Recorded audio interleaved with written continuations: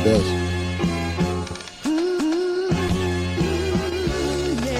It's that world heavyweight flow. Championship belt wrapped around my waist. Yo, I got that Ric Flair figure foe. Slam you on the pavement, that's why they call me street pro. Create heat on beat flow. Like Jordan after the second time he three-peated. Folks, get ready, set, let's go. Fight toe to toe, release the flow created by this micro. Lights, camera, get low. Action packed, back to back. In fact, this monster will grow. Y'all better let him know.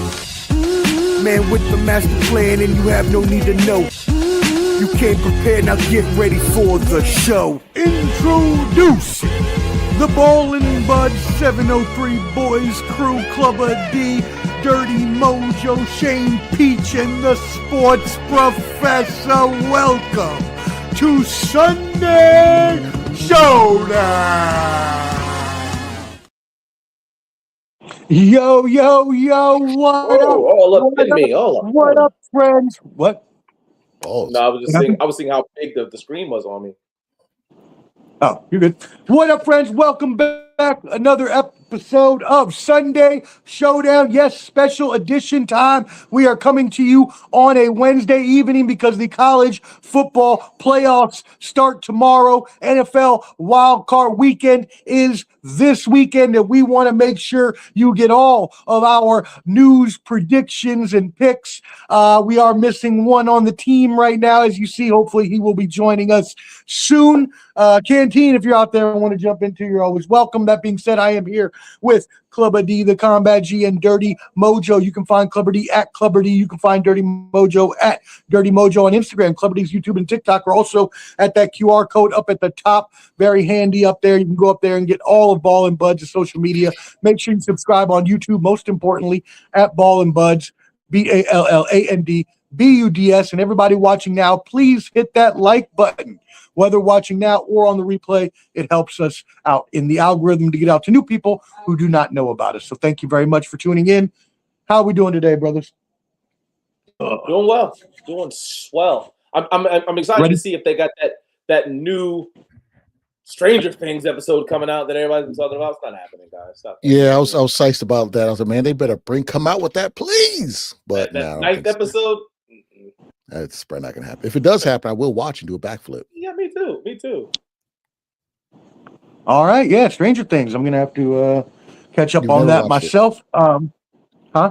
You never watched it? No, I haven't watched it. No, you know my rules. You know my rules on series. I have to let them play out and see how long they go. Because if it's gonna be 10 seasons, Omar ain't watching that shit. Anyway. Only 5. We'll watch. No, I am going to watch it now. If it's only 5, I will watch it. That's not many things go on for 10 seasons anymore. I mean, last good thing they went for 10 seasons is maybe Sopranos. I think that was 10. Other than that, I don't know one great show I like that went for 10 seasons. No, Breaking Bad was only like 6 at the most. 5. Yeah, I was going to say 5. One of the best and shows The Wire and 5. all of them. All like 5. Nothing's over. Like I said, Sopranos was long. I want to say maybe 8 or 9. It could be 10, but I can't think of another one besides I don't watch Law and Order, that crap. I ain't watching that stuff, but not many go past 5 or 6. Not many. So not anything that's gonna keep your attention. You know, I mean, like after a while, you just got to come to a conclusion. Walking Dead and Game of Thrones, they messed up Game of Thrones. I'm so pissed with that ending. And I think Walking Dead is my primary example. Once it got to like the 6th season, I was like, man, this is getting very repetitive. Yeah. I was like, I don't really want to watch it anymore. Rick left, that's not watching the show. It was terrible. There you go. Well, welcome, everybody. We really appreciate y'all tuning in. Let's get started on this. First of all, we have our college football playoffs starting tomorrow night. We have Ole Miss versus Miami. And then Friday, we have Indiana versus Oregon. What should be 2 amazing matchups. First of all, let's start with the first game. Ole Miss is a 3.5 favorite over Miami. Indiana at 3.5 favorite over Oregon. But again, let's start with that first game, Ole Miss versus Miami. Dirty Mojo, you had Miami all this way so far. Let's start with you. What are your thoughts on this game?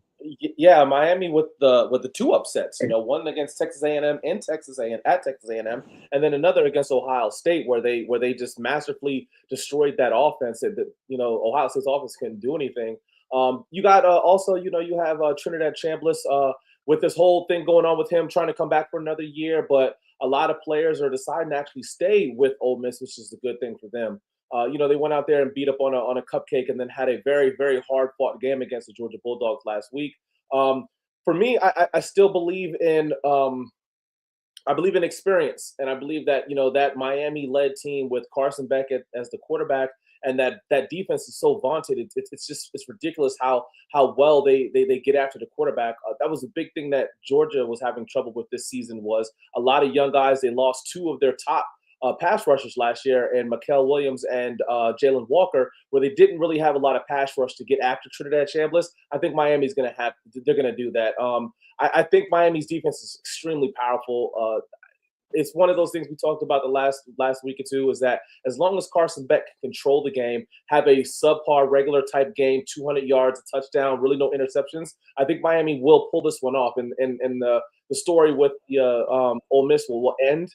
But I do like Miami. What? Big on Miami getting to the finals, man. It's kind of that one thing where a lot of people were saying that they shouldn't be in there, but they should be in there. Now they've gotten in there, and they've beaten literally the last two teams that they've beaten were in the top five, right? You know what I'm saying? So they've beaten top five teams. You got to be impressed with that, guys. I agree. Yep. Cover D. I agree. And, I'm going to piggyback what you said about Carson Beck.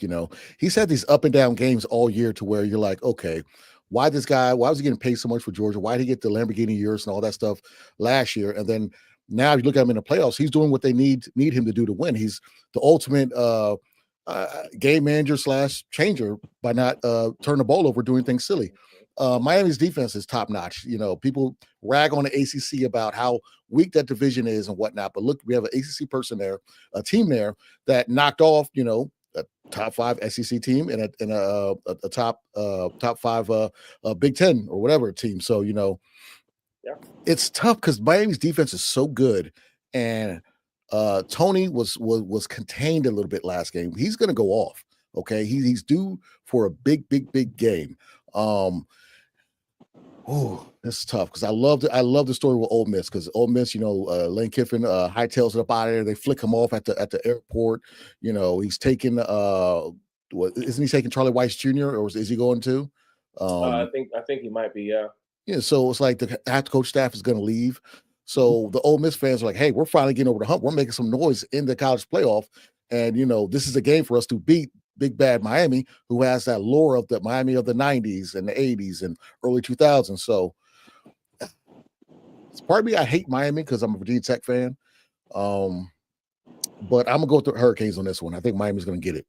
Yeah, and let me touch on something that you just said, Deon. Man, you made a great point about Malachi Toney, man. He's been shut down a little bit, but guess what? He played arguably the number 1 defense in the country in Ohio State last week, right? Still had somewhat of a decent game. And then 3 weeks ago when they played Texas A&M had one of the better defenses in college football also. He's going up against the Ole Miss defense that's not very good. They're not that team that's going to completely shut anybody down. So he could be poised to have a crazy, stupid game tomorrow night, which that's a good point. And if he goes off, it's going to be hard for Ole Miss to keep up with them and that defense. True freshman, right? True freshman. Yeah. His numbers, I think at the end of the season, the kid from Ohio State, Williams. Yeah, he had 60-something catches for 1,000 yards, and Malachi Toney had 60-something catches for 980 yards. I mean, it was real close. Same thing, 16 touchdowns. Fell off though this year, 19 touchdowns. It was crazy, man. Those two receivers are the best receivers in the country by far.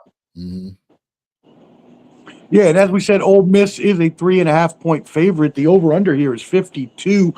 You gentlemen are welcome to give your score if you have one off the top. I'll go 35-17. Ole Miss. I think Ole Miss is going to win. I know that you all, and you especially, Lamar, have hyped the experience, which has led them very big so far.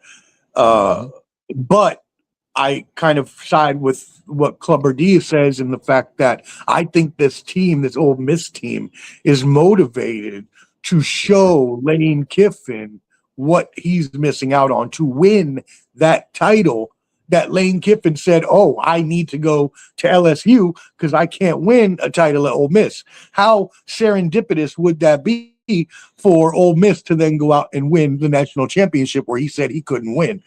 So that being said, I, as a Kiffin hater in my heart, am truly rooting for Ole Miss to win the whole thing just so I can see him be upset and be shit on by all the Ole Miss fans. So I'm going to take Ole Miss. It might not be as much of a blowout as I just said. I was just going off the point spread of 52. But I do think Ole Miss will beat them by at least 10. I like it. I like it. I was going to actually go Ole Miss, but it's just I can't doubt Miami's defense anymore. And their defense is tough. And Ole Miss Trinidad had 3 great magical throws within like a minute and a half against Georgia. Okay, how do we know that's going to happen again? You know what I mean? And same with look at Malachi Tony. He fumbled twice or once, but the ball bounced perfectly right back to him. So somebody's magic streak's gonna stop, and I'm just going to go with the team with the tougher defense, and that's what with Miami. But I can 100% see Ole Miss winning this game, and I would like it if they did, because it's you got, besides Miami, who has that lore of winning all those national titles back in the day, we got 3 brand news in this the Final Four. So I'm loving it. Call me McDonald's. What? No? Okay. Yeah, one thing that was overlooked by a lot of people that wasn't talked about, but we talked about it here on this show and on Sunday Showdown. Y'all tune in, shameless plug, every Sunday after the day games. We will be on after those playoff games this weekend, so make sure y'all check us out. But 1-7, Indiana was the only team that got a bye that actually got a victory in the past 2 years since this college football playoffs have started. Oh, damn. So that's something that when we talked about last week, looking at the reconstruction going forward of this tournament and how you can make it better by either expanding or contracting, right? That's one of those things you have to look at, especially if you're not going to give them the home field advantage that we've talked about. I can see that. Like, kind of like make it like NFL and make it only one team have that bye, the number 1 team, and then everyone else has to play the added teams, I guess. But you have to I think you have to look at the bowl structure, because we all know what the Orange, Peach, all those bowls were always BCS bowls. So do we have enough bowls of that caliber to sub in for those early games? You know? At the very least, going forward, if we do keep 12 teams next year, the second round teams, the ones that earn the buys, should get that home game. They really, really should. To be fair. I can see that. Shout out to Odette Rose tuning in on Club of D's channel. Hello to you as well. We appreciate everybody tuning in. Y'all make sure you hit that like button. Don't just peek, but also hit that like button for us. All right, cool. Let's move it on into the next one. We've got Oregon versus Indiana. Indiana, again, is a 3.5 point favorite over Oregon. The over under here is, let's see, where did I put it at? There it is. 48.5. 48.5 is the over under. I didn't realize that was doing that on the vertical stage, Clever D. I just saw that, so I'll take that off. But anyways, I didn't notice. yeah, you're good. Indiana, what do you got on this game? Yeah, well, I like the way Indiana played last week against Alabama. They just completely dismantled them. But you can't take anything away from the way Oregon played against Texas A&M. And Texas Tech. Texas Tech had probably, like I said, again, one of the best defenses in the country, and they put BTA to those boys, man. This game right here is gonna be a slugfest, man. It is gonna be a slugfest. I'm looking, I think, more forward to this game. I do think Indiana's going to beat them. They beat them earlier, and they beat them earlier at Oregon. So it wasn't like they played on a neutral field. It wasn't like they beat them when they were at home. They actually went to Oregon, and they beat them in Eugene. So it's going to be a fantastic game. I really like what Indiana is doing. I think Indiana, I don't want to call them a Cinderella team, because they're not a Cinderella team, but they are a team that is deserving. And I want to see, even from last year, them having the firepower that they did, and they got knocked out last year. I like them a lot. I got them winning similar to what they did, but I think the score will be a little higher. So I'm going to go with this game. I'm going to say Indiana's going to win this game, but the game is going to be 38-28 instead of 30-20 like it was the first game. Okay. Yeah. Well, Celebrity. I hate to agree, be like, we're all agreeing, but I'm a big fan of Indiana. I love the coach. I love everything they're doing there. I'm a big, like my heart always goes to these teams that aren't usually there. Okay. Cause Right. we need to change this shit up. It's tired of having all these big powerhouses. Even this era of NIL, you still wouldn't think Indiana has the money to compete with all these other big schools. And they do, they do have that old basketball money for all those boosters and stuff. So, I'm a big fan of their story. Mendoza, like I said the last show, every time he runs or moves around in the pocket, I think it's Tom Brady because he moves as slow as molasses, but he gets where he needs to get to. And it's always positive yards. You don't really see him getting sacked that much. He has very good pocket awareness. I forgot the name of the running back for Indiana. He's a beast too. So I like everything about Indiana. Oregon's always been a flashy team to me. They never really played that much. Their defense has never really been that great. They're always in a shootout with somebody or winning the last minute like they did against Penn State this year, I believe. So I'm going to go 100% with Indiana. Score-wise, I'll say 33-21. I'll go with that. Yeah, I'm leaning towards a little bit of what both of you all are saying here. The storylines in play, the not underdog as you said, Lamar, but more just the way that this team has been portrayed as a basketball school because they really are their whole entire time, right? But as was said, NIL money has changed everything and made it a level playing field for at least the teams that can come up with money, and most of these, especially private universities, have a lot of donors, as Clever D just mentioned, that will fund these teams. So you are going to start to get these Indianas, these Virginias, these even Cows. Maybe one day we'll see. I know they suck now, but I'm just using private institutions with a lot of money. Well, so if I could say this, ahead. I'm saying a lot of people will call this NIL money, but it's really not. They made a comment last week that there were 34 4 and 5 stars on Alabama's team compared to Indiana only having 6. So they're still not playing with NIL really guys. They're not playing. They're playing with well-coached guys. That may be true, but I also read an article where they showed the percentages of the teams that have the most NIL money. And as you would expect, it's the Georgias, it's the Alabamas, it's the Tennessees, it's the Texas. But Indiana wasn't at the bottom of that like a James Madison or a Tulane. They were in the middle of all the playoff teams. Yeah, they still have a lot of recruiting they need to do, but they're paying some players too. Oh, no, I'm not saying that no players are being paid, but I'm not looking at more of like a Miami team that probably has a lot more guys that are in there on the NIL deal with higher 4 or 5-star guys. These guys, even if they are playing with NIL guys, these guys are 3 stars. The guys are 2 stars. They're Joes and Gems. You know what I'm saying? But they're playing very well because they are a well-coached team and they're a team that's been together for a while. Well, there you go. Well coached, and a lot of them came from JMU. Right. You know what I'm saying? So they were already coached from Jump Street, and now they're the limelight's going to Indiana from JMU, and get a little more bread in their pocket. So yeah, I got you. A well-coached team will always be a bunch of athletes. It's always going to work like that. And as you mentioned, Dirty Mojo, we did see these two teams play back in Week 7.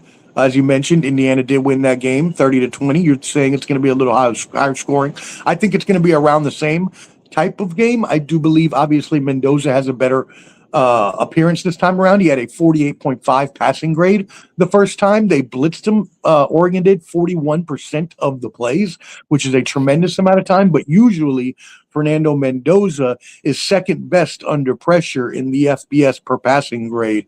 Especially when teams blitz. So you don't normally see him.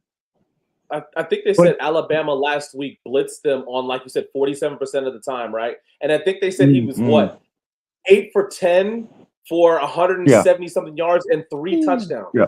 And 3 touchdowns. So I mean, I don't know what to tell you. I mean, blitz him if you want to, but that's 80% completion with 170 plus yards and 3 tuds. I don't think Oregon's gonna blitz. That's somebody that can read a defense. That's what that is. And I'm glad y'all both brought that up because that's exactly where I was going with that. Just because that succeeded in the first game, Indiana still won. And Fernando Mendoza's better now than he was 8 weeks ago. So that Raiders quarterback is looking good out there for Indiana. Oh, well, hey, they're saying this is the Raider Bowl right here. They're saying whatever quarterback plays better may get the keys to the kingdom. So we'll see about homie that. was saying, But Phil Knight's gonna give the back the truck up for what's called Stay at Oregon. Well, Phil Knight's be like, hey, any shoe you want, you stay in Oregon, buddy. I mean, please, might as well. I mean, he still needs. I would still, if I were Dante Moore, I would personally go because you got to capitalize on the draft stock. But in terms of development, he could use another year in college for sure. Yeah, I agree. But anyways, they ran all over Alabama last week, 237 yards, and even though Oregon does have one of the best running defenses in the country and defenses in general, as we talked about, I do think Indiana wins this game. I'm going to go a little closer of a game. Classic 27-24 Indiana over. Oh, three-pointer. Three-pointer, win the game at the end, or what? Yeah, I like that. Little walk-off victory. Keep going there with their walk-off streak that they've been having. Anti-Tyler All Luke, right. whatever his name is. Yeah. And when you have a bad day as a kicker, I can imagine that's got to be one of the loneliest places on earth if you miss a big kick in a big game and you have the whole team that probably is just going home and cursing your ass the whole night. Like what? Like Isaiah Likely finally makes a catch, and it's like, all right, okay, yeah. Oh, well. All right, cool. Let's move it into that was our college football semifinals. So now let's move it into the finals. And so both of you picked Miami and Indiana to win. Since I picked Ole Miss, I will go last. Clubber D, let's start with you. You have Miami, Indiana in your finals. What's happening? This is going to be the perfect matchup for Mendoza to solidify and prove that he's the number one quarterback and the number one pick in the next upcoming draft. Okay, because Miami's defense is top notch, and they basically shut down all the quarterbacks they face, especially in college playoffs. You know what I'm saying? No pun intended. So, with that being said, I think Mendoza will show his talents in that game, and I got Indiana winning. And we're gonna say we'll keep it respectable, 21-17. Okay, all right, Dirty Mojo. God, I love you, Dion, but I'm gonna tell you something right now.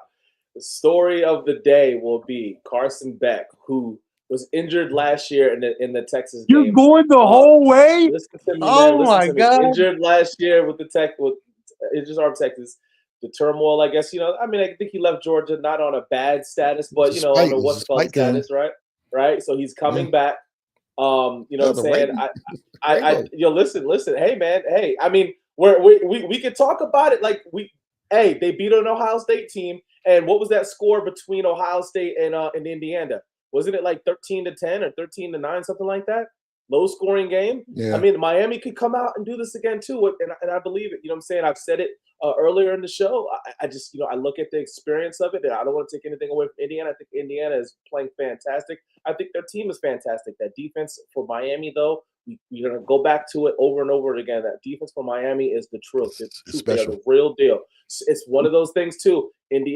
Miami, Carson Beck, don't do nothing to fuck this up. Have yourself a game and look at it, man. You were at Georgia, hurt your arm, you leave, you go to Miami, go down to Miami to win a national championship game. I'm going to use the same score as Dion, but I'm going Miami 21, Indiana 17. Well, all right, there you go. But listen, too, remember, I also said there's a young man that plays for Miami. His name is Brennan Burton.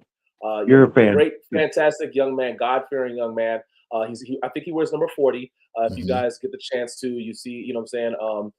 Not so much of a role player guy. I think he gets a little bit more special teams guy, but still, no, man, the kid is a fantastic kid. I'm cheering for him. So, you know what I'm saying? I'm going for my man. I actually messaged him before they played Georgia, and I told him that it was Georgia or Miami. Whoever wins that, I want to win it all the way. So he's like, thanks, coach. So he messages me all the time. Fantastic kid. Brennan Burton is his name. So I'm cheering for Miami. I want Miami to do it 21-17. Shout out to Brandon Burton, man. There you go. Good luck to him and all the Hurricanes. And like you mentioned, they got Reuben Bain Jr., top 5 pick in the NFL draft coming up. Amari Washington there on the line as well. So there are no beast. Yeah. There are no easy games against Miami's defense, is what I'll say. So moving on to my pick, I guess I have to continue with the story. I want to see Lane Kiffin suffer in his own created iniquities. So I'm going with Ole Miss to beat the Cinderella story of Indiana finally coming to the end in the championship game. Let's go ahead and go with a Ole Miss 35, Indiana 31 national championship. I have a question. I have a question though. If Ole Miss were to win it all, do you think that kind of hurts Lane Kiffin or helps him, because people will be like, "Damn, he had kids on that team those are his recruits." And I mean, if they can play that well without him being there, then shit, he's recruiting good kids. Will kids want to be recruited to LSU? Or is it like, damn, bro, it wasn't even really you, it was more so your players? But you know what I'm trying to get with this. Do you kind it's the chicken and the egg kind of conundrum, which came first, sort of thing. Yeah, when you look at the fact that, we all know Lane Kiffin. He's going to claim the title either way, right? He's going to say, "Oh, I'm the one that built that program. That was me. Right. I deserve that title." Now I'm going to. Sure, we know he's a jackass. He's going to do that. But that being said, that doesn't make it true. And I think what goes back to the point what we talked about earlier with the NIL versus recruiting, of how much your percentages are there. I mean, Ole Miss has a lot of money tied up in NIL as well. So it's not just people he recruited, it's people he bought. And those same people can be bought at other colleges as well. You know what I mean? Very true. I like that story that Dion sent me earlier today. That shit was crazy. What's up? The story you sent me earlier today about the young man from Washington. Fuck. Yeah. It's NIL's a cruel world, and now the schools are going to fight back, start suing these athletes to try to screw them over after they sign contracts. Well, we'll see what happens there. That is our college football playoffs. We hope you enjoyed it. Take those picks to the bank. And now we move it on to the NFL. We have got the wild card weekend this weekend. It's going to be full of amazing games. But first, let's talk about the teams. Black Monday came, and we saw 8 coaches fired, including both mine and Dirty Mojo's. Radio Raheem's job was not saved. How do you feel? So I am ecstatic, and it was kind of funny because I kept getting joked up here on the show, and even in our message board, we were talking about, oh, he kept his job. I really did believe that Raheem Morris was going to retain his job as the head coach for the Atlanta Falcons. I thought that Terry Fontenot was going to retain his job also as the GM for the Atlanta Falcons. I'm actually really glad that Raheem Morris is gone, because I didn't really think that he was a good offensive, a good head coach for the Atlanta Falcons. Too much of a friendly coach. You kind of want that, you want to be friends with your coach, but I saw him like going out and having beers with the players. You know what I'm saying? I don't want that type of coach player. But with him gone, you get rid of Zach Robinson, which is, thank God. Now Terry Fontenot, on the other hand, this is what I believe with him. I actually kind of feel sorry for Terry Fontenot. And the reason why is because when Atlanta picked up him and hired him 5 years ago, he was basically an intern for the New Orleans Saints under Mickey Loomis. I think he started up as an intern, and he ended up probably starting getting paid. So this was his first GM job. And for his first GM job, he did get Kyle Pitts. Now, granted, they were all top 8 picks, so I mean, it's kind of hard to miss. But you get Kyle Pitts, you get Drake London, you get Bijan Robinson, and then you saw what he did this last year with the players that he took, right? I do believe that a lot of people are saying the writing on the wall was the Michael Penix, and it was the Kirk Cousins, the Kirk Cousins thing. But I still believe that there was some other things going on in that, because if you guys remember, when all that happened, Arthur Smith had just gotten fired, and they hired Raheem Morris. And I remember what was going on. I remember at that whole specific time, they were talking about firing Terry Fontenot, but they kept him. I almost believe that Rich McKay, who was the president of operations in Atlanta, he was the one that I think talked Blake out of hiring Bill Belichick. I think he kind of had something in with the Kirk Cousins thing to hire him, to bring Kirk Cousins in and stuff like that. I don't really understand the dealings with it. I, for one, was a big fan of Michael Penix through college, and I actually liked the idea of it. I had been saying it the whole year that hell, let's get somebody that we can have on a 1-year deal, 2-year deal that we're really not worried about, like a Russell Wilson. I know everybody laughs at it, but I didn't think that the Falcons were good enough to do anything anyways. And I wanted to go back to that old school late '90s, early 2000s where a quarterback sat with the clipboard and just learned, because that's what I wanted to see happen. Unfortunately. Right. Unfortunately, they paid Kirk Cousins so much money. And I think the biggest problem was the fact that last year Kirk Cousins got hurt and Raheem Morris kind of hid that. I don't know if he hid that or didn't know about it. So then they found out that, hey, the Falcons are losing because Kirk Cousins hurt. So Michael Penix came in there and kind of did what he needed to do. And everybody was like, oh, let's start him. And the same thing happened again with Michael Penix. He kind of gets hurt and it's kind of like, what's going on here? Now all of a sudden his knee's out. He's out for the rest of the year. And then Kirk Cousins comes in and has an admirable final last couple weeks of the season. So I think that was what initially, got them at the end, got those two guys fired.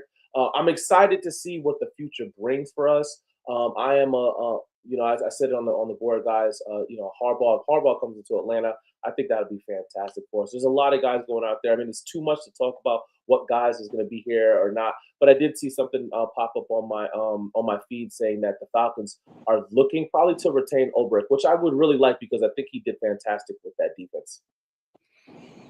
And that's what I was going to ask you about, and Clever D, was what we thought about the parting of ways. Essentially, it was more parting of ways than a firing of Jim Harbaugh, who had been there with the Ravens for 18 years and had won a championship. Clever D, what are your thoughts on that? Yeah, I mean, I called it, like, whoever's going to lose that game is probably going to get up out of there. And Harbaugh, like, you did say that. 18 years. You did say that. I felt it. I had some Old Bay and said on the Old Bay package that Harbaugh was. I was like, what? It says on it? But I would say this about Harbaugh: he's only missed the playoffs like 3 or 4 times, and he's had a great career in 18 years in Baltimore. It's just that sometimes it's over with. It's time to move on, and I feel it's probably mutual too. The real thing for Baltimore is going to be: are we going to start brand new, or are we going to get somebody that can mold Lamar to where we want Lamar to be? Because Todd Monken did a good job with him. So, it's really going to, what I'm really worried about, or not worried about, just interested to see is of how they treat the team moving forward. Are they going to keep the same players, or are they going to get somebody to adapt to that playing style and make Lamar even better? Or are they going to, just say, you know what, let's trade Lamar. Let's let, I don't know what Derrick Henry's contract's looking like, but let's trade him or whatever, get some assets, start over, and have a more traditional quarterback. So that's going to be really Baltimore's issue. Or do they want to get somebody for Lamar or get somebody to just start over brand new? Well, Dion, that's a great point that you made, bringing up Todd Monken. And a lot of people are saying that John Harbaugh is very, very loyal to his coordinators. And he likes to, coach as a head coach, but he lets his defense coordinators do what they need to do, and their offensive coordinators do what they need to do. And if we could talk about, saying how they felt like Lamar was developing, but if you look at it, he won the first year Tom Monken was there, won his MVP, his second MVP, right? He won that in 2023. We can argue, and I think we can all agree, he should have won it last year. They gave it to Allen. I think Lamar Jackson had a way better season. Well, not a way better season, but he had a better season. He had a better season. Lamar Jackson could have, he was in the running. He could have won 2 back-to-back, right? And then this year, look what happened. He got hurt. That's not Todd Monken's fault. That's not John Harbaugh's fault. I think with this year, I said it earlier in the season, where the Ravens messed up is how do you have a quarterback like Lamar Jackson, who's a running style quarterback, but then you have a Matt Ryan style sit in the pocket guy? That messes up your offense. Yeah. You cannot run the same style offense with Lamar Jackson compared to, I don't know who the hell the backer was, but he's not the same style of guy. Huntley, right? That's what I said. Remember, I said they should have brought in somebody like Shador Sanders, somebody that can run, somebody that can move, that kept that offense rolling the same way. I think they would have had a different outcome, man. I don't think that it was Tom Monken, John Harbaugh, or anybody like that. No? He don't really run. That's right. I don't think they ever had a backup that runs like that. You know what I'm saying? They always had to, like, all their backups have always been, stationary, pocket guys, not really, runners. So, what'd you knock over? Oh, just a light Coke bottle. Just right against the wall. Ain't breaking nothing. Just okay. That was funny. All right, cool. Any other thoughts on the firings? Obviously, Pete Carroll's gone. Not much I can say there. Tom Brady wants to start fresh. We know. We talked last week. You don't keep a lame duck coach when you're bringing in a new quarterback. It just doesn't happen. I don't know who they're going to bring in. I've heard rumors of it being just strictly Tom Brady and John Spytek, the GM's decision now together. Mark Davis has come out fully and said it is them two and no one else that will be making the decisions going forward.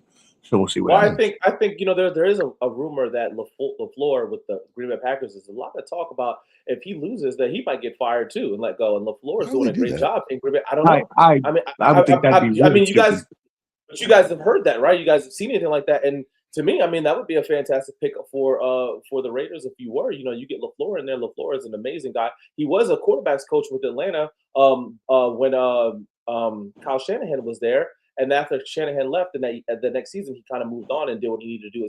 So he's been in Green Bay ever since. If that were to happen, I think he's the second best coach. His brother's not a bad. Say again. His brother's not a bad OC either. He's not bad. You know what I'm saying? I just thought about something with Baltimore. Are they like the Steelers in training? Have they only had 2 coaches? Jesus. Brian Billick and Harbaugh. That's Maybe. it. Wow. Yeah, you might be right. I think you're right. Yeah, he's been there 18 years, right? So 18 years puts us back to what, 2008? And Billick, he took over for Billick. Billick started with them, So yeah. Damn. When you have that type of stability, that's when you know you have a good organization that's going to be consistent. And that's the thing; they're both consistently in the playoffs. Who's their GM? Ozzy, man. He's the man. Fucking man. He GM of the decade. Yeah, man. Yeah, hell yeah.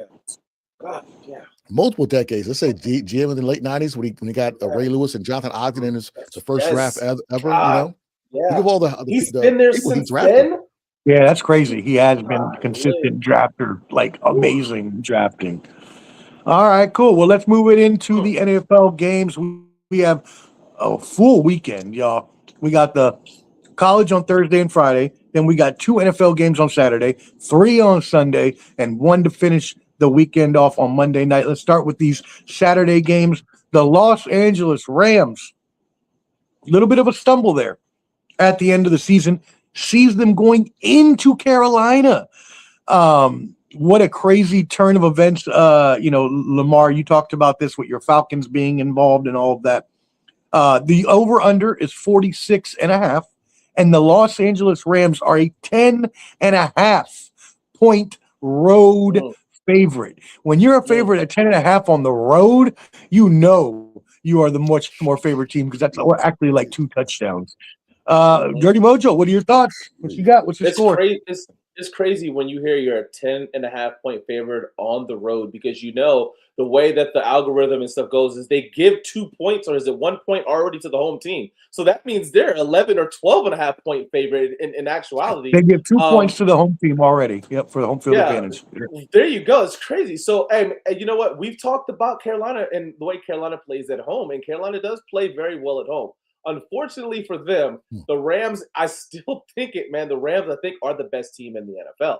I know they lost in the last 3 weeks. They lost 2 of their last 3. But, you know what I'm saying? They lost to a Seahawks team, which was a fucking shootout. It was an awesome game. Seattle ends up winning it at the end. They lose to an Atlanta team, which I told you guys, Atlanta prepares very well against good teams. They weren't able to get that last little push to get them to win. And then they blew out whoever the fuck they played last week. Don't know what he knows who they played. Arizona, yeah, they blew those guys out the hell water. So I you know what I'm saying? These guys, I think, are the best. Unfortunately for them, they had the 2 losses at the end of the season. Look for the Los Angeles Rams to obliterate the Carolina Panthers. I would go the over, number 1, and I would go the 10.5. So I'm going. This is going to be 38 to 13. They're gonna smack these dudes. Oh, muted. Oh, whoa. Oops. There we go. I'm going to go straight. I'm going to go straight to Clubber D from this because I agree with you, Dirty Mojo. I think that the LA Rams completely demolish Carolina here. I'm going 31-14. Yeah, I feel like it's going to be a mollywhopping. There's absolutely no answer for Puka Nacua. Horn is a beast. I think it'll be close probably the first 6 or 7 minutes. Carolina does play well at home. Derek Brown's a beast in the middle on that line. However, they can't match the firepower with the Rams. It's just not going to happen. And once the Rams start scoring and start rolling like Golden State, it's not going to look good. I'm gonna go with the same. I'll say 37 to 14. It's just gonna. I just don't see Carolina really standing a chance. There you go. Moving it on to the late game, the big one. Lamar, you just talked about this. I did not hear that rumor, but I would think that would be absolutely stupid, a tremendously stupid decision to fire Matt LaFleur with what he's done with this team. I know they were inconsistent this year, but that would be stupid to me. Green Bay is the favorite here, a road favorite, 1 point road favorite. So the bettors in Vegas and the line makers think they're the better team. And they're playing at Chicago, who got that number 2 seed. Very surprised, number 2 seed. We did not expect Chicago to be good so soon, but Ben Johnson, engineered a turnaround like none other there. So Clubber D, we'll start with you on this one. Who you got? Well, I mean, I think it's gonna be similar to the last time they played, which was an amazing game, and when Caleb came back to win. They're playing Green Bay at a great time with all these injuries. And if Peach was on, he would say that Caleb waits until a certain point of the game to really turn into one of the best quarterbacks in the league. I think with Roma, I believe Roma Doomsday is coming back. I'm not sure how hurt DJ Moore is, not that he's been a factor, but that Monungai and Swift 1-2 punch has been deadly for them. I wish they go to them a lot more often, but I'm going to go with Chicago in this game. I'll go with Chicago. I don't think it'd be a crazy high scoring. I think it'll be more of we'll say 27 to 20. Yeah, thank you for the reminder. The over-under here is 45.5. The over-under the last game as well was 46.5. So they're expecting similar over-unders here in both games. Dirty Mojo, what you got? So is Love playing in this game? What was that? Excuse me? I think should Love, be. Is Love playing in this game? Should. Okay. I mean, I would assume so. He better be. Yeah. So, hey, look, listen, Omar, you probably can help me out with this. I think this is the first or this is the second time that the Chicago Bears have beaten Green Bay in the last how many years? I think the record it's been Packers beating Chicago is crazy, stupid, crazy number, right? And you want to see Caleb Williams have a complete game, and he's only been having these second half runs. Man, with that being said, I think Green Bay is going to do this. I think Green Bay is going to pull this off, and a lot of people. With the mouth open too. With the mouth open, just like that's a reckless. That's a reckless pause. That's a reckless frozen. It's closed on mine. It's frozen on, but his mouth is closed. Oh, it's open over here. That's great. I'm going to continue on for him. I know, pause like shit. The way he looks, he's just waiting for one. My bad. Yeah, my bad. It's like the third time it's done it, but I think you guys were talking when they did it. But anyways, no, I'm sorry about that. No, Green Bay, man. I think Green Bay is going to end up winning this game. I think they're going to jump out on them, and I think that Caleb Williams will have that comeback in the second half, but I think it's going to be a little bit too late. I got this game being 34 to 28. Green Bay. 34 to 28. There you go. Green Bay. I don't think it's going to be as high scoring, but I do agree. I think Green Bay is the better team. I agree with the odds makers. I think Chicago played over its head this year. Peach talked about it a lot. They won a lot of close scoring games at the end, just like the Commanders did last year. I don't believe Caleb Williams is ready yet for playoff primetime football. Now, we've never seen him in the playoffs, so maybe he is, and I'm wrong. But since I'm a UCLA fan and he is a FUSC Trojan, I will just go with no there. And I'm going to go with Green Bay 24, Chicago 21, a nice NFC North score. Okay. Yeah. I like it. All right, cool. Let's move it on to our Sunday games. Again, we got 3 on Sunday. The first one, Buffalo going into the very surprising Jacksonville Jaguars, and the odds makers have this game even money. They got Jaguars with the Bills. Can't wait for this. That's game. Crazy. Over under, you can't wait for it. Let's hear what you got to say, Cleverty. Man, I can't wait for this game because this reminds me. I think this is the first time when Tyrod Taylor brought got Buffalo to the playoffs for the first time in like 20 years or whatever. When he was Buffalo's quarterback at the time, they went to Jacksonville and the Bills. Oh yeah. It started them on that trajectory going upwards. We can't ignore what Trevor Lawrence is doing, especially that offense. Is Superman Josh Allen and the NFL's leading rusher Cook, are they gonna take this away, or is it gonna be the Jacksonville's defense to stop them?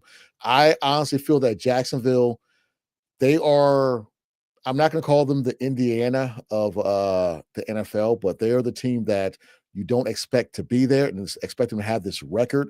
But I think the way Trevor Lawrence is playing, he's finally playing up to that contract. I got Jacksonville beating Josh Allen, because this is going to be Josh Allen's time, and him and Burrow and all them. Oh, Mahomes is not a player, so it's time for them to do X, Y, and Z. Him, Lamar, and Joe Burrow will all be on the same couch as Trevor Lawrence. Wow. I got Jacksonville winning this game, okay? And I'm going to go with a modest 21-13. Wowzer. Show up. Jacksonville. Brian Thomas will not drop no ball. Pause. Dirty Mojo, do you hear this? Jacksonville, do you agree with him? Listen, man, Dion said it. We have not been giving Jacksonville their props all season long. We haven't. And for them to go on an 8-game winning streak, listen, Dion, I give you I can't disagree with you. I cannot disagree with you with the fact that you can say, hey, listen, man, Trevor Lawrence plays well, and that team plays well. They win the Uh-oh. It got him again. A double. Got him again. A little double trouble. Again. A little double trouble. Yes. A little double trouble for your love. There we go. I love it. That's good. Glitching Gary. Omar takes himself out. This is hilarious, people. We're gonna still keep it going. I think Lamar was gonna say that he's going with Jacksonville, and he's back. I'm back. Omar, you bailed out too, Omar? It was you. You said in the. It was him saying the shit. So listen. Before let me say. So look, I'm telling you like this. Imagine if the Heisman Trophy winner Travis Hunter wasn't injured. How fun would it have been to see him playing? I mean, I'm not going to be. You know what? He didn't do shit all year. I didn't say he was, but it would have been fun to see him playing in this game. It would. It'd be cool, but I just don't like him playing both sides. Pick a side. No, I don't think he would have. I'm not looking at that. I'm just looking at him being there, playing in this game. How much fun it would have been to have something to talk about this, him being there, especially what they did to get him, and them going from a top 3 pick to being in the playoffs as a really good team. Look, your score to me though was a little bit low because Buffalo Bills, man, their defense is just bad. They're not a good defense, man. I think a lot of teams put their points on them, but I am gonna go against you here, Dion, and the reason why is because there's so much on the line for the Buffalo Bills. There is no Lamar Jackson in the playoffs. There is no Patrick Mahomes in the playoffs. Allen, you have to come and bring this down because Peach said this a few times. If you do not win this, there's no fucking excuse. They might get rid of that whole Buffalo team, man. So I do believe Josh Allen turns on this magic, man. He's going to have a fantastic game. I do think it's going to be a high game. Give me Buffalo to win this game 38-34 in a fantastic, probably the best game of the fucking weekend. I just thought about something. They start next year in their new stadium in Buffalo. They got that new nice stadium, so it'd be perfect if they held up to Lombardi. Not like they are, but I like storylines. On a new stadium. I like storylines. So are you going with Jacksonville then, Dirty Mojo? Is that what you said? No, I'm going with Buffalo. 38-34, Buffalo. Okay, cool. So close game, though. All right. I'm going to go with a little bit more of a blowout. I do not believe in Jacksonville. We have not seen Trevor Lawrence in primetime either yet. We don't know if he's going to see ghosts like Sam Darnold did.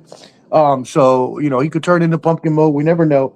What I do know is Buffalo is a proven team over these years. And as you just mentioned, Lamar, they're in prime position right now with the team that they have, still a really, really good team. And their chief nemesis of the past few years, both out of the way.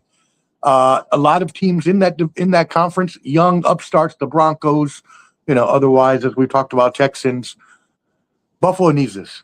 Back against the wall, they're going to get it. Buffalo beats Jacksonville, and I'm going to go with a score of 35-21, 14-point game. I'm going to say it's a little bit of a blowout there.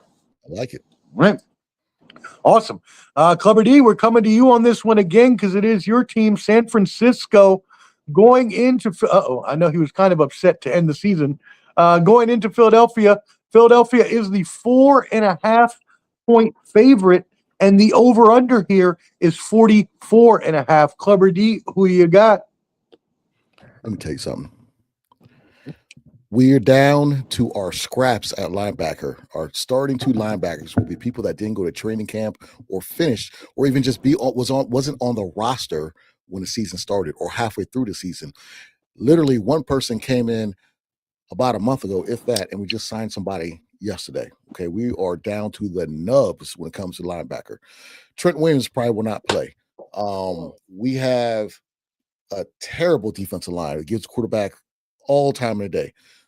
They have the more superior offensive line. Their rushing attack isn't as great as it was last year, but they still got Saquon. Only thing for us is they are the worst third down defense, and we are the number one or number two third down offense. That's the only thing that's going in our favor. Ricky Pearsall, will he play? We don't know. We're hurting. We're limping into this game. We fumbled the bag last week by playing poorly against Seattle and Shanahan being outcoached. The only way Shanahan has a chance to beat Vic Fangio is for Brock Purdy and that defensive line to contain Hurts and Brock Purdy to have a great game and turn to a shootout. We have to turn this game to a shootout because Philly doesn't, their offense is hit or miss sometimes. You're not sure what you're going to get. And all it takes is an interception or something like that for the Bluebirds to be out and everyone to be ragging on Hurts and A.J. Brown to crash out on the sideline. With all that being said, I got the Niners losing by about, we'll say 10. I got Philly. They're going to probably, I think it'll be close until the second quarter that Philly's going to kind of go away and take over. So, I mean, I don't know if it'd be a bloodbath like when Purdy got hurt the first time, but I got them winning by at least 2 scores. Wow, 2 scores. Yeah, that's the way our defensive line is. We can't. Hurts is going to have all day, and he can run. We can't. Phillip Rivers lit us up. You know what I'm saying? Even though we sacked him like twice, but we got like 19 sacks on the year, maybe 20 or 21. It's embarrassing. It's bad. I'm trying to think of a score, but you know what? I'll just say 30-14. Say that. Ooh. And I'm going to stick right there with you because I got a similar score, 24-17, Philadelphia over San Francisco, because of all the things you just said. Because San Francisco has been a walking IR unit this whole year, and they did their best to catch up, and they played really well during the middle of the season. But you know what? The fumes kind of ran out. They stumbled down the stretch, and they blew what was the best chance they had to have home field advantage throughout the playoffs. And that hurts. That hurts a lot, and especially when you're injured. And now you got to go on the road to the defending champions. Give me the defending champions, 24-17. Dirty Mojo, who you got? Look, they say that in order for you to win in the playoffs, you got to be able to run the football, right? Now, we can say that the 49ers can run the ball. They got one of the best running backs in the NFL, and Christian McCaffrey. But also the Philadelphia Eagles can run the football too. I think the biggest thing that caused me to, I guess, flip-flop a little bit is that, what did you say? Who did you say is not playing for the 49ers, Dion? What lineman? Oh, Trent. Oh, yeah. That's huge. That is that is huge that he's not playing in that game. And with that defense and that defensive line, that front seven of the Philadelphia Eagles, they are going to be getting after Brock Purdy all day. And if they can shut down Christian McCaffrey, you might as well just go ahead and put a cork in it. The game's going to be over before it even starts. You know what I'm saying? So, and then like you said, I'm not too worried so much about the 49ers getting after the quarterback because the Philadelphia Eagles aren't somebody that I'm really looking to light the scoreboard up with passing the ball and throwing the ball down the field. So I'm not too much into that. But let Hurts drop back to pass with no kind of pressure. Guess what he's going to do? He's going to take off and run for 18 yards to get that first down on 3rd and 11 or 3rd and 7 or whatever it may be. So unfortunately for the 49ers, with all these injuries, man, for them to be able to have a home game could have helped them a little bit more. I still think that the Philadelphia Eagles are just a better team, man. I don't think I wouldn't bet the over though. What was it, 44.5? I don't think it's going to be that high score of a game. I got Philadelphia winning this game 20-10. Okay, low scoring. 20-10. All right, there you go. So complete sweep there. You get realism on this show, y'all. We are not three guys that are going to come on here and wine and dine you about our teams. We're going to give you the straight up. If our team sucks, we're going to tell you. If our team's not going to win, we're not going to lie and pick them just to say that. No, we're going to be real and say, we're not going to win this game, just like Liberty did. So we take our medicine. Hats off to him for keeping it real. There you go, taking that medicine. Let's move it on. Last two games of the weekend. We've got the Sunday night and Monday night. First of all, the Los Angeles Chargers going into New England on Sunday night. New England is a 3.5 point favorite here, and the over/under is 46.5. Dirty Mojo, we start with you. I'm doing it. I'm taking the Los Angeles Chargers in an upset. What? I really am. Listen, what? I don't think that the New England Patriots have really played a strong schedule. And I like the way Omar's on it. Oh, he's back. Hey. Listen. I had to disappear for a second on this one. Yeah. The Los Angeles Chargers sat some players last week.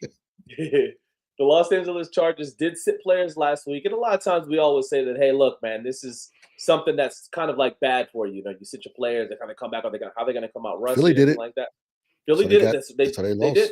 They did. But at the same time, I do like what the Los Angeles Chargers have as far as a myriad of players that can make plays. You know what I'm saying? They got a good quarterback, but you know what I'm saying? People will say where Herbert's going to show up. Is it Herbert the pervert from Family Guy that whistles and can't do anything, or is he going to be a stud up there that's going to do what he did? You also got to think about his offensive line though, which it's been an IR as well this year. Yeah. You do. You got Omarion Hampton and the wide receiver corps with Lab McConkey and those guys. I really do believe that there's somebody that can keep up the fight. Now, I'm not trying to take anything away from the Patriots. I think the Patriots are a good team. I think the Patriots are going to put up a lot of points, but I'm really excited about this game. And I do think that the Chargers are going to pull this game off. I got this game being a high-scoring game. Give me 31-28. The Chargers win this game in New England. Yeah, wow. I don't even know what to say, Cleverdy. You can go ahead. I see where Lamar's going with this because I'm leaning towards the Chargers because I think, like I mentioned earlier, with this could be the opposite with Josh Allen. That since the big bad wolf of Patrick Mahomes is not in the playoffs, so Herbert has always been to me a tad overrated. Because he hasn't won the big game. He waited till last year in the playoff game to throw 3-4 interceptions. And it's like, dude, where'd this come from? So I want to lean toward the Chargers. It's just that I'm not sure what that weather is going to be because this is a Sunday night game in Massachusetts. So, I'm not sure if it's going to be freezing, if it's going to be inclement weather, if it's going to be snowing, because these guys playing a dome out in LA. So it's, difference between playing under controlled temperatures and the elements. So that's my deciding factor for this. I haven't seen what the weather is going to be, but I'm assuming that it's going to be a nasty game, and that bodes well for New England's defense, which is very good. And Gonzalez is a beast cornerback. He's a monster out there. So I'm going to go with Drake May, and I'll say I'll go with 28-17. All right, there you go. And I agree with what you said there at that last point. It is going to be cold. And West Coast team going to play on the East Coast, either with the time zone difference, which doesn't matter here because it's a night game, or the weather is cold. They usually do not play up to how good they're supposed to. And as you mentioned, we've seen Herbert in the playoffs last year, kind of had a bad game, go out there. His line is injured. They kind of stepped it up there the last few weeks. They've won a bunch of games to end the season. I mean, that's fine. But I just can't see them going into New England in the cold and winning that game. So I'm going to go with New England, and I'm going to go with a 31-28 to, let's go 31-21. New England over the Chargers. Okay. All right, let's move it into the last game of the weekend. Houston is your 3-point favorite on the road, going to see our brother Clutch Beeves, Pittsburgh Steelers. Luckily, he didn't get the meme that Pishak created for him, because that was hilarious. Freezing for no reason would have been great. We didn't get it. But yeah, he was trying to needle. But Brandon, I don't know if you're going to be there. Chime in the comments if you are. I'm expecting you to be there. Dirty Mojo, what are your thoughts on this game? So I know we talked about Harbaugh being fired or Tomlin being fired based on how that kick ended, right, Dion? Mm-hmm. I don't think that saved his job anyways. There's nothing short of an AFC championship game. He could lose an AFC championship game. Tomlin loses his game, I think Tomlin's going to get fired also. I really believe that they're going to want to move on from Tomlin. Okay, still firing. Right, because how many times does he get to the playoffs and how many times does he lose in the first round? Right, yeah, no, at what point do we say, okay, hey, look, it's not about just getting to the playoffs. It's about getting to the playoffs and it's about winning. You know what I'm saying? So it'd be another failed one and done for those guys. So the Houston Texans are hot. The Houston Texans, just like the Jacksonville Jaguars, are on that 7 or 8 game win streak. And the Pittsburgh Steelers haven't looked very good. And I think they're going to continue to not look very good. Yeah, we could say that, hey, DK Metcalf wasn't there, you know what I'm saying? But hey, it did hurt. It did hurt them. But still in all, the rest of the team didn't look very well. And I got Houston coming in here, and putting it down on them. I do believe that Houston wins this game. It's going to not be one of those exciting games, but I think Aaron Rodgers, him being old, is going to show. He missed a lot of balls last week against the Ravens. The one that he had wide open right before halftime, and he just launched it. I don't think that he's going to be very comfortable out there. He's 42, 43 years old. So he's a first ballot Hall of Famer, but still in all, I like Houston in this game. Houston is a hot team. Houston's been playing very good football. I got Houston winning this game 24-17. Right, Clubber D. And Tomlin getting fired. Yeah, I mean, Tomlin getting fired. Like you said, Lamar, Tomlin, he's held the girl's hand, but he hasn't, given her a hug or a kiss. He's still on first base. So he's not, it's going to the playoffs. That's basically what that is, She's, all right, hey, how you doing? All right, I'll buy you dinner. Can I get a hug? No, okay, fist pound. And that's it, So he's not really advanced. And it's been, how many years it's been? I don't know, whatever. But I'm going to say the same thing that I said for the Chargers. Houston plays in a dome. They're in a controlled area. How cold is it going to be in Pittsburgh? That's true too. That's going to play a factor. I know Stroud played at Ohio State, but these guys are used to playing in the dome, and I think that kind of plays a factor if the weather's kind of nasty out. But with that being said, I'm a big DeMeco Ryans fan. I love it when he was our DC. I love what he's doing in Houston. The fact that he got rid of Bobby Slowick when everyone praised him after his second year, and Stroud has struggled a little bit, but still has put up decent numbers this year. So with a new OC, I'm gonna go with Houston. I really like everything about Houston, and I'm gonna caveat what Lamar said. I think Tomlin could be see Vince McMahon that next day, on Monday, you're fired, or Tuesday, might get one of those. So I'm going with the Texans, and we'll say 21. No, I'll say 27-14. Something modest. Yeah, I'm close to that as well, and I'm agreeing with both of you. I do think that the cold does play a factor, as we just talked about, but in the one we talked about before, New England, in a lot of people's eyes, is the better team anyways, and they're at home. So here, Houston is the better team, most people would venture to say, especially with the run they went on, 7 wins to close the season. And Pittsburgh just being so up and down and so inconsistent as the year ended. I'm not as much of a hater as Aaron Rodgers as most people. I kind of wanted to see him have, one last hurrah, but at this point, it's just not going to happen. And not with the Steelers. I hope Mike Tomlin doesn't get fired just because I like Mike Tomlin and I think that he's a good coach. But hey, maybe he doesn't. Maybe he comes to the Raiders. I'd take him. Let's fucking go. 24. Hey, go ahead. 24-14. Houston over Pittsburgh is my pick. Okay. All right. Well, there you go. That was that. We picked all the college football playoffs, semifinals, and the finals, and wild card weekend. I will make sure that we get those picks up there on YouTube so you can see them in case you want to throw them on your draft on your DraftKings or FanDuel or anything like that. But yes, it's a huge football weekend starting tomorrow. I'm super excited. I know these guys are as well. Let's sign off. Clubber D, what you got? Hey, you guys have fun this weekend. Tune in, watch the games, relax. If you haven't said Happy New Year or New Year's, depending on the person, if you haven't said it by at least tomorrow, don't say it at all. Okay, it's past its prime. There you go. Right. Dirty Mojo. I need to go ahead and log on to Netflix to see if that episode of Stranger Things just so happened to magically appear, which I don't think it did. Yeah, man.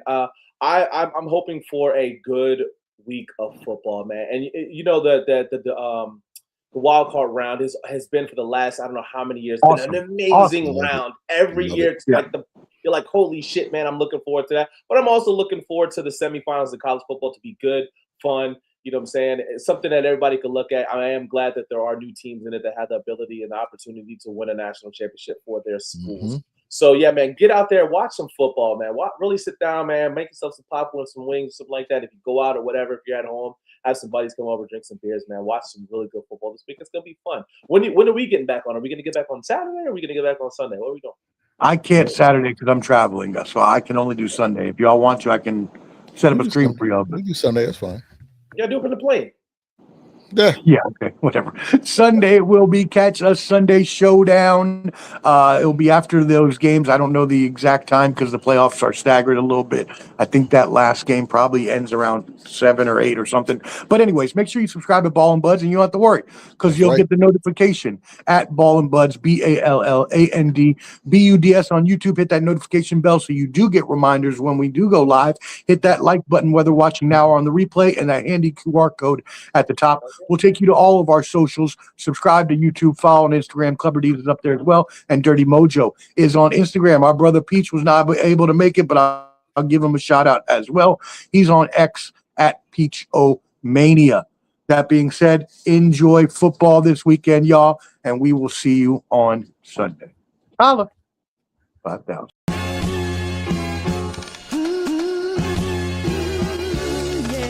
It's that world heavyweight flow. Championship belt wrapped around my waist, yo. I got that Ric Flair figure foe. Slam you on the pavement, that's why they call me Street Pro. Create heat on beat flow. Like Jordan after the second time he three-peated, folks. Get ready, set, let's go. Fight toe to toe, release the flow created by this mic pro. Lights, camera, get low. Action packed, back to back. In fact, this monster will grow. Y'all better let him know. Man with the master plan and you have no need to know. You came prepared, now get ready for the show. Introducing the Ball and Bud 703 Boys Crew, Clubber D, Dirty Mojo, Shane Peach, and the Sports Professor. Welcome to Sunday Showdown.